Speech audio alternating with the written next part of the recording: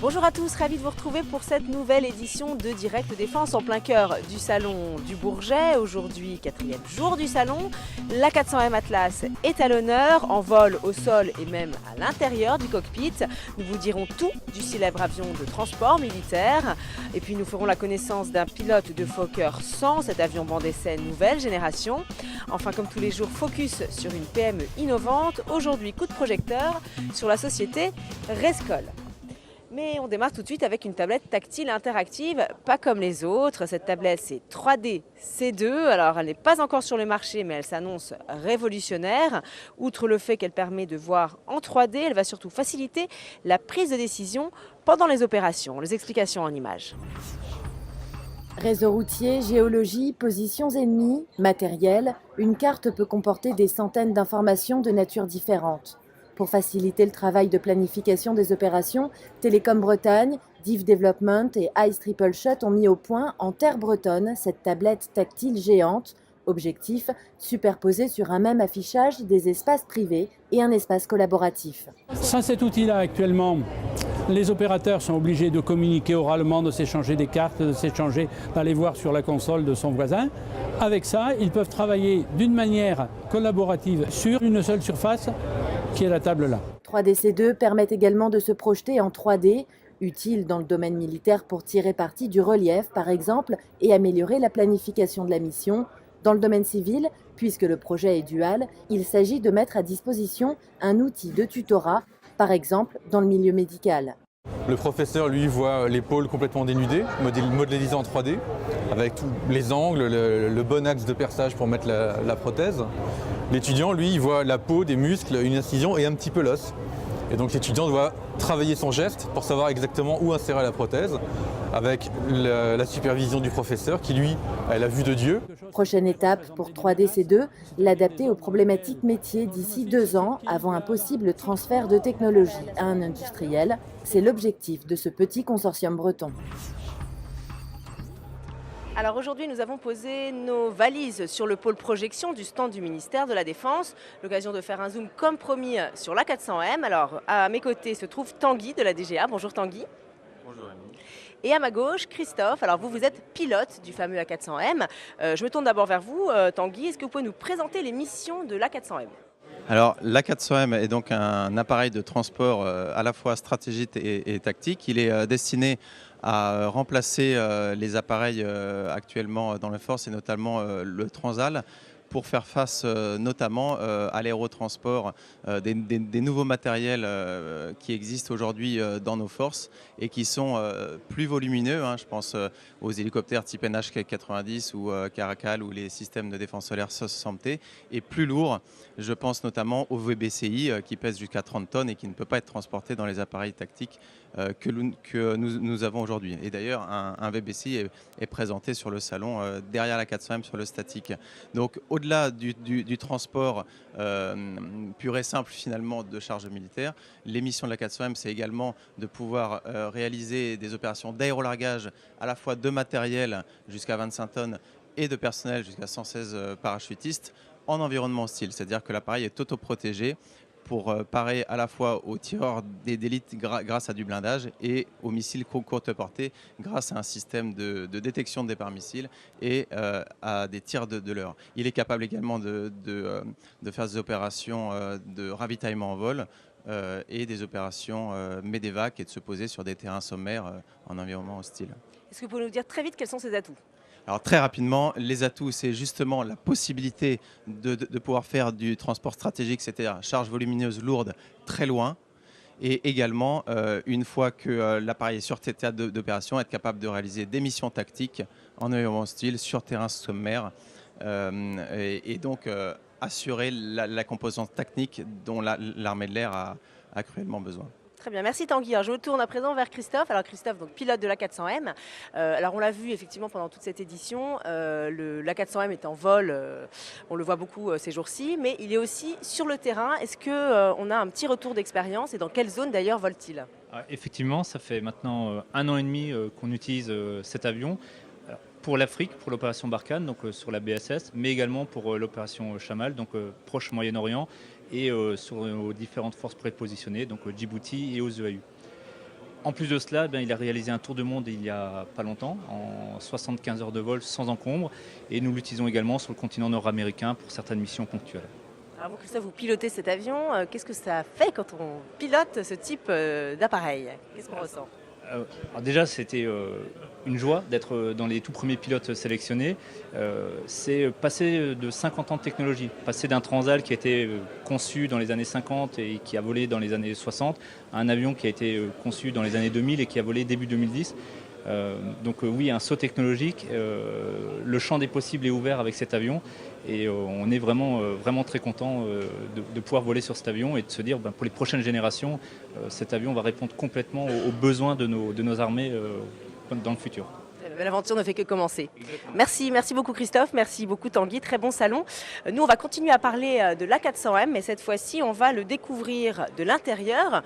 Chaque jour, vous le savez, dans Direct Défense, on se faufile dans les coulisses du salon. Aujourd'hui c'est Camille qui s'est glissée dans le cockpit de l'A400M pour une petite visite guidée au sol du célèbre avion. Reportage.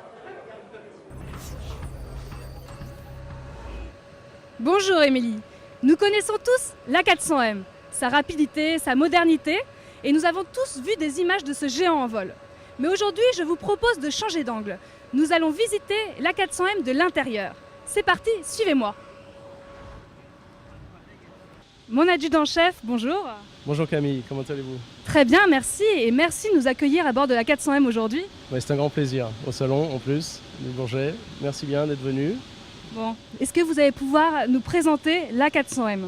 Oui, sans problème. Je vais vous montrer l'intérieur de la soute et toutes ses possibilités. Eh bien Camille, avec cet avion, déjà d'une façon générale, le plus simple, c'est qu'on y rentre souvent des palettes. Alors les palettes militaires sont des grandes plateformes en aluminium. Alors mon adjudant-chef, quel type de matériel on peut embarquer? On peut embarquer à peu près tout type de matériel, qu'il soit roulant avec des pneus gonflés ou des pneus pleins, chenillés également. Mais est-ce qu'il y a de la place pour s'asseoir après? Ah oui, il restera un petit peu de place. Je vais vous montrer, vous allez vous asseoir sur les sièges. Je vous ai trouvé une place, Camille.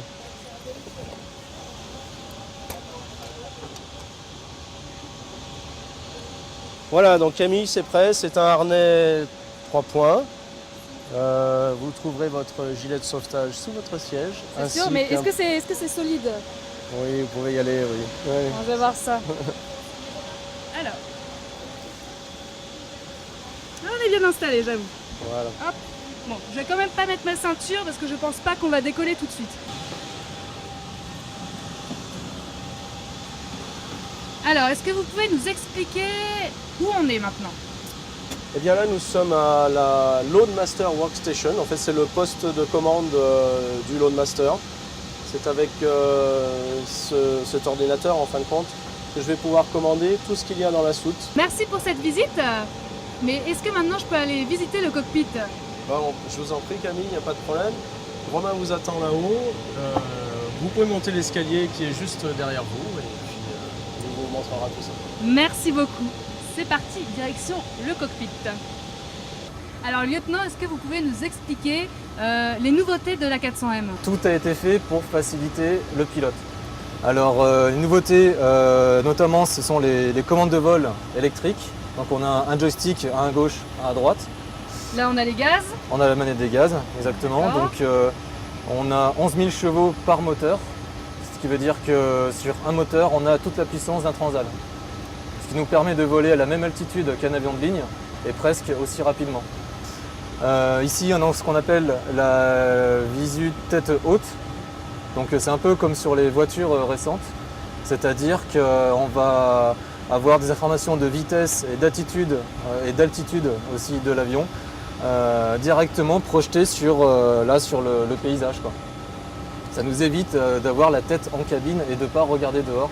Merci lieutenant pour cette présentation. Mais avec plaisir. Et je vous dis bonne mission. Merci beaucoup.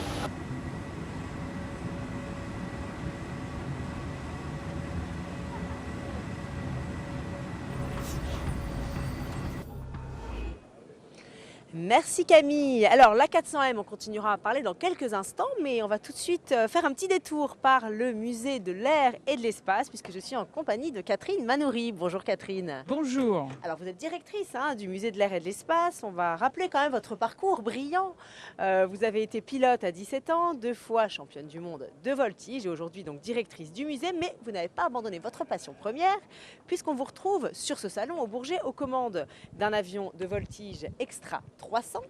Alors justement, vu du ciel, qu'est-ce que vous ressentez quand vous voyez votre musée comme ça au cœur de cette grande fête? Eh bien, j'adore ça parce que je pense que c'est tout à fait sa vocation, c'est d'être tout ce qui raconte l'histoire, qui donne l'élan, parce que ce n'est que l'histoire de l'innovation, l'histoire de ce musée, de tous les grands qui nous ont précédés. Et en même temps, c'est le musée d'aujourd'hui et qui est ouvert vers l'avenir. Donc là, il est en plein dans sa vraie vérité, c'est-à-dire il parle d'hier, mais il parle aussi d'aujourd'hui et de demain. C'est vrai qu'il trône comme ça au milieu du salon du Bourget. Il est en pleine cure de jeunesse, avec notamment la réouverture du hall 3945. Est-ce que vous pouvez nous parler de cette renaissance? Ah oui, j'avoue que j'ai eu à cœur de faire évoluer le musée vers l'avenir, justement. Donc, vous savez, nous refaisons, grâce au ministère de la Défense, entièrement l'aérogare historique, qui est une aérogare classée, qui date de 1937, Art déco, quelque chose de magnifique. Là, il y a un gros budget et ce sera fini en encore 2 ans. Il y aura eu 3 ans de travaux. Une grande partie est faite déjà. Le hall 3945 qui nous permet de mettre en valeur tout ce qui s'est passé à la Seconde Guerre mondiale et un petit peu après. Nous avons aussi ouvert un espace pour le Normandie-Niemen, l'histoire du Normandie-Niemen, qui est au cœur de tout ce qui a touché les forces françaises aériennes libres et qui est tout neuf aussi. Nos fusées sont repeintes, le 747 est rutilant. Enfin, nous nous sommes arrangés pour qu'il soit tout beau. On a hâte de voir ça. Il y a également le hall Cocarde qui est très emblématique. Ah oui. Alors, est-ce que vous pouvez nous dire un petit mot sur ce hall? Eh bien, le hall Cocarde, vous savez, en réalité, le musée, il est aussi le lien entre la nation et son armée de l'air particulièrement. Et c'est peut-être ce hall-là qui le représente le mieux. Le musée a toutes les aviations, représente toutes les aviations, mais là, c'est touchant parce qu'on a vraiment l'histoire militaire qui se dévoile, qui s'écrit, qui se raconte. Donc, en fait, ici, chacun peut ressentir à quel point c'est important pour nous. Et puis, ce qui est très important, c'est la part qu'a pris le ciel. Tout d'un coup, ça va très vite, puisque en 1909, par exemple, on traverse la Manche tout doucement, à 100 km/h pratiquement. Et puis, 60 ans après, ce qui n'est rien, décolle le Concorde, le 747, avec l'aviation un peu pour tous, et on marche sur la Lune. Donc, cette histoire-là, elle ressort là-dedans. On sent que il est impossible maintenant de ne pas tenir compte du ciel dans la vie à la fois quotidienne pour les satellites et l'espace, mais aussi pour la défense aérienne. Toute la Première Guerre mondiale, on n'y croyait guère. C'était le tout début. Alors, on l'a dit en début de cette interview, on vous retrouve sur ce salon aux commandes d'un avion de voltige Extra 300. Demain, vous avez prévu de voler. Quel est le programme demain? Oui, je vole à 13h en entrée, de façon à pouvoir passer un peu de temps avec mes invités sur les terrasses après. Et je fais un programme de voltige que j'ai répété, travaillé, qui est du libre intégral, quelque chose de plutôt spectaculaire, avec un peu de fumigène, du spectacle. On manquera ça pour rien au monde. Merci beaucoup Catherine. Et puis très bonne fin de salon. Nous, on va continuer à parler de l'A400M, bien sûr, puisque c'est un peu la star du jour de notre édition Direct Défense. Je propose de le découvrir en plein vol, en images et en musique pour un peu de rêve.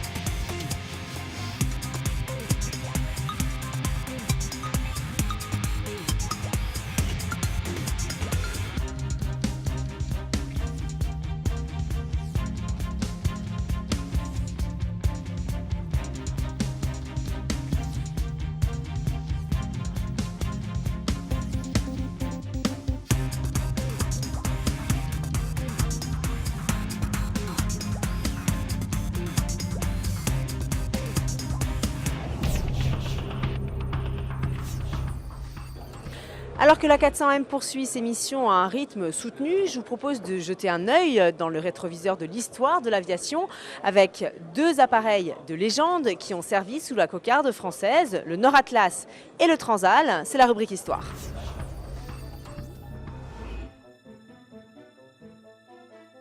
Baptisée Ville d'Orléans pour incarner une filiation vieille de 70 ans, l'A400M Atlas rappelle par son nom le Nord Atlas. Avion français construit par la société Nord Aviation, le Nord Atlas entre en service en 1953. Baptisée Ville d'Orléans pour incarner une filiation vieille de 70 ans, l'A400M Atlas rappelle par son nom le Nord Atlas. Avion français construit par la société Nord Aviation, le Nord Atlas entre en service en 1953. Appareil bimoteur à aile haute de moyen tonnage, sa configuration bipoutre soutient les empennages et permet un accès aisé aux portes de chargement arrière. Mis en œuvre par un équipage de 6 hommes, le Nord Atlas transportait presque 8 tonnes de fret ou 35 parachutistes. Bien que son constructeur l'ait baptisé Nord Atlas, les armées le surnommèrent la Grise. Bête de somme de l'armée française durant la guerre d'Algérie, il est également utilisé dans des engagements de plus forte intensité. La crise de Suez de 1956 et son opération aéroportée donnent au Nord Atlas ses lettres de noblesse. Mais la crise de Suez fait aussi prendre conscience à l'armée française de l'impérieuse nécessité de disposer d'avions capables de projeter de gros volumes de force et de matériel. Bien que vaillants, les Nord Atlas s'avèrent inadaptés aux conditions climatiques du continent africain. La solution viendra du C-160 Transal. L'avion fut produit de 67 à 72 par le consortium franco-allemand Transal, contraction de Transport Alliance. Cet avion à moyen rayon d'action permet le transport tactique, le largage de matériel et de personnel. Avec une capacité de 16 tonnes, le Transal se différencie du Nord Atlas par sa rampe arrière facilitant le chargement et le largage de matériel. Avion d'une très grande rusticité, il accompagne l'armée française sur tous les théâtres d'opération. C'est surtout sa capacité de décollage et d'atterrissage court à partir de terrains sommaires qui en fait le fer de lance des déploiements de la France. Des Balkans à l'opération Serval, en passant par Dushanbe, le Transal a tâté de tous les climats. L'opération aéroportée Bonite sur Colvézi en 1978 illustre sa fiabilité et sa rusticité. 250 légionnaires du 2e REP sautaient sur cette ville de l'ex-Zaïre pour libérer les 3000 Européens pris en otage par les rebelles katangais. Rénovés plusieurs fois au cours des dernières décennies, les Transal voient leur nombre en baisse constante depuis ces dernières années. Alors que dans un avenir proche, la silhouette caractéristique du Transal n'imprimera plus son empreinte sur la BA-123, son successeur l'Atlas monte déjà en puissance. Dans le cadre de ses missions opérationnelles, il a ainsi réalisé ses premières rotations au profit des forces françaises, dès décembre 2013. Avec une charge offerte maximale de 37 tonnes, l'Atlas permet de couvrir une distance 3 fois supérieure par rapport à son prédécesseur. Ainsi, année après année, à travers le temps, l'esprit des aviateurs reste vivace. Depuis le premier vol du Nord Atlas, ces hommes continuent de le faire vivre et voler ces oiseaux de fer.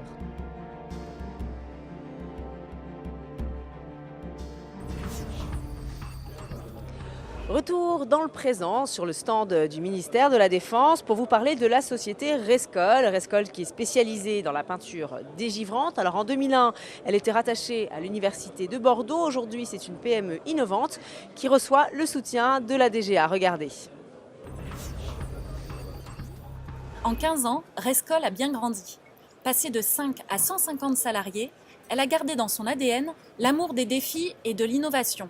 Rescoll est une société de recherche aujourd'hui. Donc nous avons une activité majoritaire dans la recherche de nouveaux matériaux et une activité dans le testing de ces matériaux, analyse, test et caractérisation.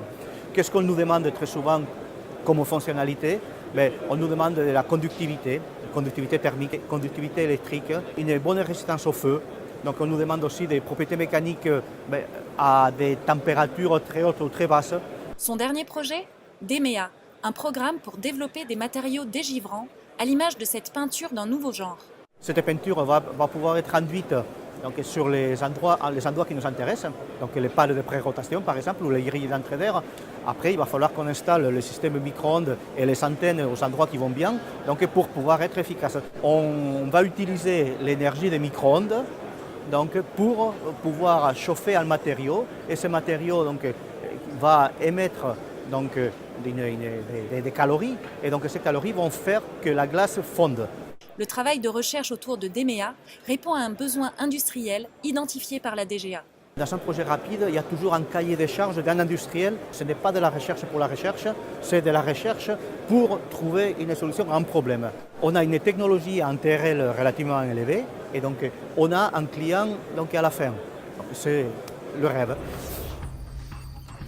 Alors je me trouve maintenant devant un avion banc d'essai nouvelle génération de la DGA, un Fokker 100. Alors on va rappeler qu'un avion banc d'essai, c'est tout simplement un avion qui teste les matériels, des matériels qui équiperont bien sûr les armées.